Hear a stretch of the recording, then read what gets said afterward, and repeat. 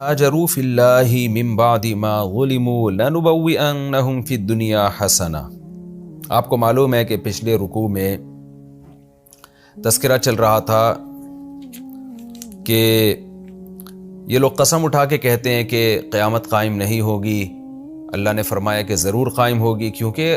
اگر قیامت قائم نہ ہو تو حساب و کتاب پھر کیسے ہوگا انسانوں کا۔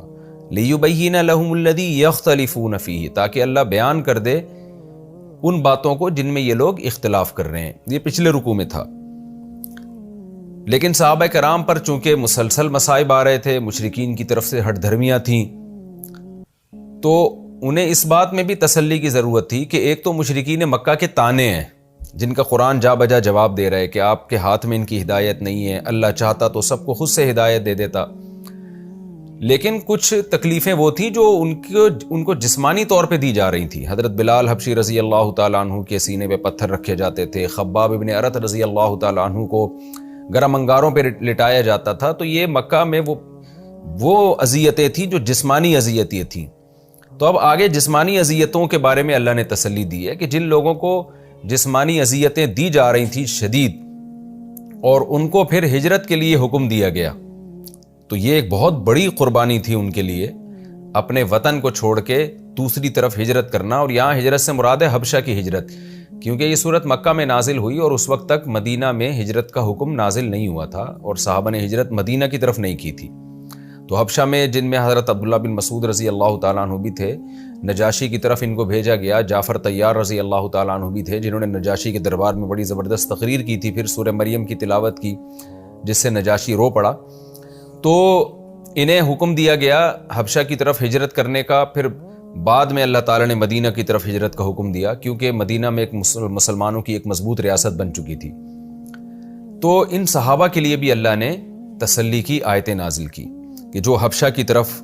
نجاشی بادشاہ کی طرف ہجرت کر رہے ہیں، فرمایا والذین ہاجروا فی اللہ، وہ لوگ جنہوں نے ہجرت کی اللہ میں، یعنی اللہ کے راستے میں، من بعد ما ظلموا، بعد اس کے کہ ان پر ظلم کیا گیا تھا، یعنی جسمانی طور پر ان کو ٹارچر کیا گیا، ان کے مال چھین لیے گئے،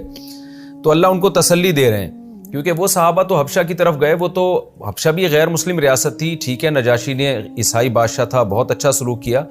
لیکن اپنا ملک اور اپنے رشتہ دار، اپنے ریلیٹیو اور یہ سب تو چھوٹ گئے نا ان سے۔ تو قرآن ان کو تسلی دے رہا ہے کہ لَنُبَوِّئَنَّهُمْ فِي الدُّنْيَا حَسَنَةً، وہ تسلی رکھیں ہم ضرور ضرور دنیا میں بھی ان کو اچھا ٹھکانہ دیں گے، یعنی عنقریب دنیا میں بھی تمہارے لیے کسی اسٹیبل جگہ پہ جو تمہاری ہی ریاست ہو، تمہارا ہی ملک ہو، اس میں تمہیں ٹھہرنے کی ایک جگہ دیں گے، اور اس سے مراد ہے مدینہ۔ چنانچہ نبی صلی اللہ علیہ وسلم کی دعوت جو مکہ میں تو لوگ اس کو ایکسیپٹ نہیں کر رہے تھے، لیکن مدینہ والوں کے دل نرم تھے، مدینہ سے مختلف وفود آتے۔ جب مدینہ والوں کو پتہ چلا کہ بھئی مکہ میں اس طرح محمد صلی اللہ علیہ وسلم نے نبوت کا دعویٰ کیا ہے، تو وہ تفتیش کے لیے آنا شروع ہوئے، اور آتے اور آپ سے ملتے اور آپ کے معجزے دیکھتے اور آپ کی تعلیمات سن کے اسلام قبول کرتے اور آپ سے بیعت ہونا شروع ہو گئے۔ اور مدینہ میں اتنے لوگ مسلمان ہو گئے، بہت سے تو جنہوں نے نبی کو دیکھا نہیں وہ بھی مسلمان ہو گئے۔ اور پھر مدینہ ایک ایسی جگہ بنی نبی صلی اللہ علیہ وسلم کے لیے اور مسلمانوں کے لیے، ایسی سوٹیبل جگہ جہاں نبی صلی اللہ علیہ وسلم ہجرت کر سکتے تھے۔ تو آپ صلی اللہ علیہ وسلم نے وہاں ہجرت کی اور آپ کا شاندار استقبال ہوا، آپ مدینہ کے امیر ٹھہرے، آپ ہی مدینہ کے بادشاہ بھی آپ ٹھہرے، مدینہ کے جو امیر تھے، جنگی کمانڈر تھے، قاضی تھے، تمام عہدے آپ صلی اللہ علیہ وسلم کو ملے وہاں پہ، اور اہل اسلام کی وہاں عزت ہوئی۔ تو اس کے بعد یہ جو وفد تھا عبداللہ بن مسعود رضی اللہ تعالیٰ عنہ اور جعفر طیار کا، یہ لوگ پھر مدینہ چلے گئے۔ تو اللہ نے اپنا وعدہ اس طرح پورا کیا کہ ان کو ایک مضبوط ٹھکانہ دے دیا۔ آگے اللہ فرماتے ہیں وَلَأَجْرُ الْآخِرَةِ أَكْبَرُ، یہ تو دنیا میں ہم تمہیں اجر دیں گے کہ مدینہ میں اچھا ٹھکانہ دے دیا، لیکن آخرت کا اجر تو اس سے بھی بڑا ہے۔ لَوْ كَانُوا يَعْلَمُونَ، کاش یہ لوگ یعنی کافر لوگ بھی یہ باتیں جان لیں کہ تم جن پر ظلم کر رہے ہو انجام انہی کا اچھا ہونے والا ہے۔ تو جن کا اچھا انجام ہوا، جنہوں نے ہجرت کی، تو ان کے لیے آخرت کا انجام اچھا کیوں ہے، اس کی اللہ آگے وجہ بیان کر رہے ہیں۔ الذین صبروا، یہ وہ لوگ ہیں جنہوں نے صبر کیا، وعلی ربہم یتوکلون، اور یہ انہوں نے اپنے رب پر یہ توکل کرتے ہیں۔ اللہ کا حکم آیا کہ بھئی مکہ چھوڑ دو، یہاں دین پر چلنا ممکن نہیں ہے، تو کتنے تحفظات تھے، پتہ نہیں یہ غیر کنٹری میں جا رہے ہیں،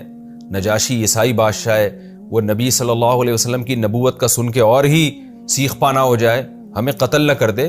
لیکن اب کوئی آپشن ہی نہیں تھا نا۔ تو جب انسان کے پاس کوئی آپشن نہیں ہوتا تو شریعت کا حکم یہ ہے کہ یہ دیکھا جائے کہ کم نقصان کس میں ہے۔ ایک جگہ نقصان یقینی ہے، یعنی دو اصول اختیار ہوتے ہیں، ایک تو یہ کہ دو نقصانوں میں سے کم نقصان کس میں ہے، نمبر دو یقینی کس میں ہے اور غیر یقینی کس میں۔ تو مکہ میں رہتے ہوئے زیادہ نقصان کا خطرہ بھی تھا اور وہ نقصان بھی یقینی تھا۔ حبشہ جانے میں ایک تو نقصان بھی کم ہونے کا خطرہ تھا اور اس کا بھی امکان تھا کہ وہ کم نقصان بھی نہ ہو، مکمل پناہ دے دے آپ کو، کیونکہ نجاشی کے حالات جو ان کے سامنے آئے وہ تعریفیں آئی تھی کہ وہ نرم دل بادشاہ ہے۔ تو ایسے موقع پہ شریعت کہتی ہے کہ آپ اسباب اختیار کریں اور پھر اللہ پہ توکل کریں، نتیجہ اللہ پہ چھوڑ دیں۔ تو ان حضرات نے ایسا نہیں کیا کہ ان حالات میں کفر کی طرف چلے گئے، بلکہ اپنا فیوچر اللہ کے حوالے کیا کہ کوئی بات نہیں، ہم اللہ کے لیے قربانی دیں گے، اپنے دین سے پیچھے ہم نہیں ہٹیں گے۔ اسی کو اللہ نے توکل سے تعبیر کیا، یعنی اللہ پر اعتماد، کہ رزق دینے والی ذات، ٹھکانہ دینے والی ذات اللہ کی ذات ہے۔ تو صبر بھی کیا اور اللہ پر توکل اور اعتماد بھی کیا۔ وما ارسلنا من قبلك الا رجالا نوحي اليهم فاسالوا اهل الذكر ان كنتم لا تعلمون۔ اللہ نے صحابہ کو تسلی دی، دوبارہ اللہ مشرکین مکہ کی طرف آتے ہیں، کیونکہ ڈیبیٹ بھی چل رہی ہے، ہجرتیں بھی ہو رہی ہیں، مناظرے بھی ہو رہے ہیں، تسلیاں بھی ایک ہی ٹائم پہ نازل ہو رہی ہیں، سارے کام اس زمانے میں ایک ہی وقت میں ہو رہے تھے۔ تو اللہ مشرکین مکہ کو کہتا ہے کہ تم بار بار یہ دعویٰ کرتے ہو کہ انسان کیسے پیغمبر بن گیا، تو تم چونکہ اہل کتاب نہیں ہو، تم میں 2000 سال پہلے ایک پیغمبر آئے ہیں اسماعیل علیہ السلام، ان کی تعلیمات محو ہو چکی ہیں، اس لیے تمہیں یہ چیز اچنبھے کی لگ رہی ہے کہ اللہ نے انسان کو کیسے اپنا نائب بنا دیا، یعنی نبوت، رسالت میں، پیغام پہنچانے میں، تو کیسے اللہ نے بنا دیا۔ تو اللہ فرماتے ہیں کہ ما ارسلنا من قبلک الا رجالا، اے نبی ہم نے آپ سے پہلے مردوں ہی کو پیغمبر بنا کے بھیجا، یعنی ان کو یہ بات بتا دیں، نوحی الیہم، پھر ہم ان کی طرف وحی کرتے ہیں، فاسألوا اہل الذکر، تو اے اہل مکہ تم اہل علم سے پوچھ لو، یعنی اگر تمہیں مسلمانوں کی یا پیغمبر کی بات پر یقین نہیں آتا تو اور بھی تو دوسرے اہل علم ہیں نا جو نیوٹرل ہیں، یعنی اہل کتاب، جن کو یہودی اور عیسائی کہا جاتا ہے، وہ تو مسلم نہیں ہے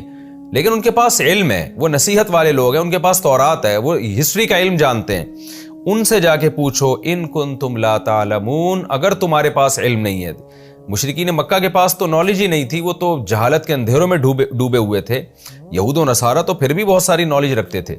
تو جا کے ان نیوٹرل لوگوں سے پوچھو جن کے پاس نالج ہے، وہ تمہیں بتائیں گے کہ جتنے بھی پیغمبر دنیا میں آئے ہیں سارے بشر ہی تھے، سارے مرد ہی تھے،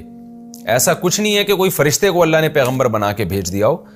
تو ان سے جا کے پوچھو، بالبینات، ہاں وہ پیغمبر معجزوں کے ساتھ آئے ہیں، واضح دلائل کے ساتھ، والزبر، اور ان کے پاس آسمانی صحیفے بھی ہوتے تھے، تعلیمات بھی ہوتی تھیں۔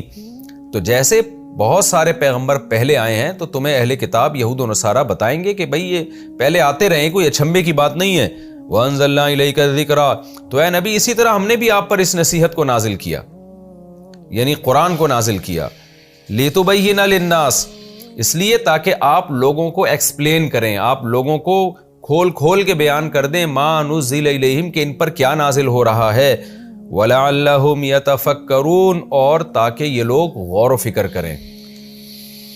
یعنی ان آیتوں میں بھی غور کریں جو نبی ایکسپلین کر رہے ہیں،